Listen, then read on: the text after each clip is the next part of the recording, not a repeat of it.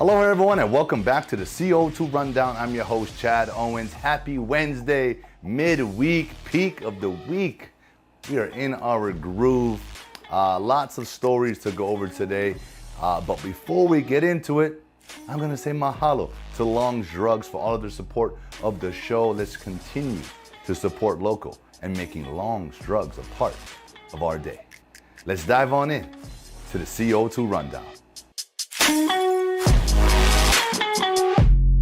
We are still riding this big wave of emotion and excitement from this past weekend's Eddie Aikau Big Wave Invitational, where Luke Shepardson, a local lifeguard, won the event. And it was very fitting that he won. Dave Reardon has an article in today's Honolulu Star-Advertiser highlighting Luke and why it was fitting. And he also takes a deeper dive and shows you guys, to give you some perspective on what it takes to actually put this event on. The money it costs, which is thousands of dollars, all the people that are involved. There's so much that goes into making this the event that it is every time it's ran. Number one, the waves need to be big enough. I talked about that on Monday. It needs to be 20 plus feet to run in honor of Eddie Aikau. And so, you know, and this was a historic event. Again, only the 10th time the event ran, I believe, in its 39 years of existence. So, you know, who knows when the next time it's going to be ran. You know, the waves are the key factor, the wind conditions.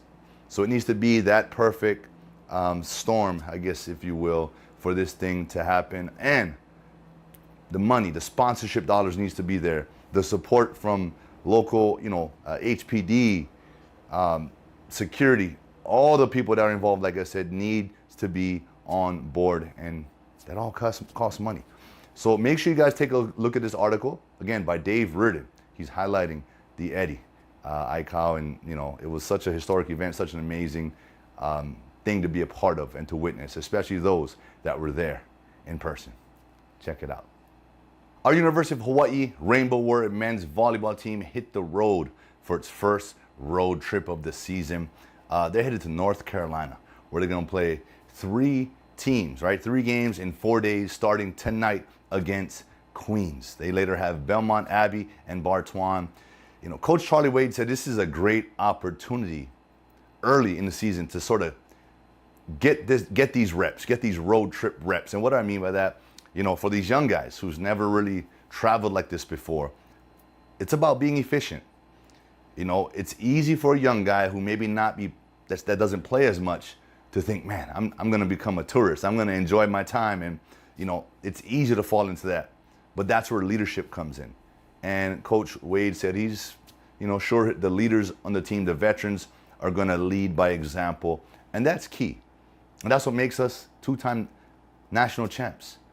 You know, this is a business trip, as we like to call it. You know, in the athletes world, man, we're out there to handle business.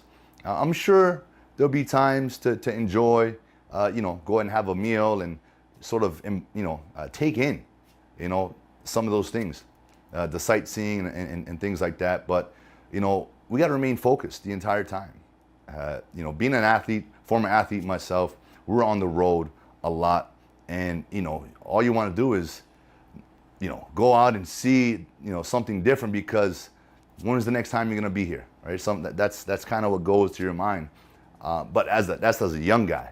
As a veteran, you've done it over and over and over again. You know the deal. You know your spots. And so it's important that the veterans, the leaders, sort of take these guys, these young guys, under their wings to show them the ropes. Because at the end of the day, like I said, it is a business trip. We've got a goal, right? We're going for that 3-peat. I'm saying it. It's going to happen. But this is a great time for them early in the season to knock out, you know, the routine of being on the road. How does that affect their practices? How does it affect your recovery, your sleep? All of that. When it comes to being a top-notch Division I athlete, routine is everything. And being away from your routine, away from home, can sometimes throw you off and get you out of your routine. And that's why, again, the leaders, they're going to lead by example. And these young guys are going to learn, hey, this is our road trip. routine. This is how we are going to continue to be efficient and just keep this machine that they've got running smoothly. So good luck tonight against Queens and the rest of the road trip. And we'll see you guys when you guys get back. Let's go, Bows. Our University of Hawaii Rainbow Wahine volleyball team got themselves a pair of Power 5 transfers. First off, from Clemson, middle blocker Jacine Bamis. She's going to be a presence for us there in the middle as she continues to evolve here. Also, libero Mandy Marioka from Penn State. Coach Robin Amo says that she's excited for these two to arrive and start merging with the returnees that they got coming in. They're both sophomores, so they got some time to develop and get used to the culture. To me, that's the biggest thing is any environment, any new team, there's always a culture that's trying to be developed. And the sisterhood, the brotherhood, we've got that culture here. Everyone wants to be a part of it, hence why we're getting these transfers. So girls, or should I say ladies, welcome, and we're looking forward to seeing you guys dominate when you get here. Let's go, Bows. Are we jumping into some prep basketball here? Girls basketball in the ILH. Iolani came back to defeat Mariner after being down 13 points in the second half, and they earned their berth in the state tournament. On the OIA side tonight, Moanalua is taking on Campbell for the Division I championship. Good luck tonight. Hey, we're pulling for Moanalua. My daughter goes to that school. Daughters go to that school. So, we are Na Menehune fans. So let's go Menehune. We may have a future Olympian on our hands right now, coming from a strong bloodline. Punahou senior Kai Flanagan. She does both swimming and she surfs. She's a state champ in both, and she's looking to add to that this year when the state, championships roll around. So Kai, look, keep rolling, keep doing what you're doing. When you're the best at what you do, and I'm not just talking about Kai, I'm talking about in anything, sports, business. When you're the best at what you do, it could kind of get easy to get comfortable. The great ones, the ones that become Olympians, the ones that remain consistent and get to that highest mountain, the highest peak, they don't get comfortable. They're never satisfied. They understand that last year's championship was last year. I'm going to do it this year. I'm going to be my best this year.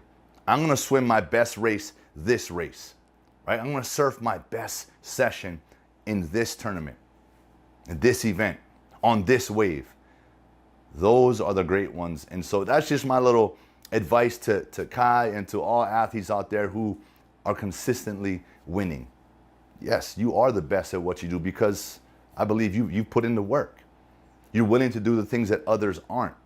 So continue on that path, right? Make the work ethic the thing that makes you. Your work ethic is what makes you.